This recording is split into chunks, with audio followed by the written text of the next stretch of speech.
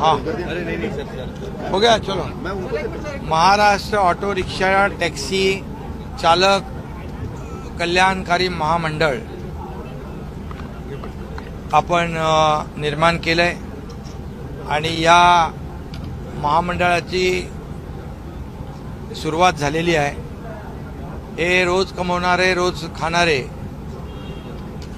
ज्यांचं हातावर पोट आहे अशा लाखो लोकांसाठी महाराष्ट्र सरकारने एक कल्याणकारी महामंडळ केलेलं आहे। या महामंडळाच्या माध्यमातून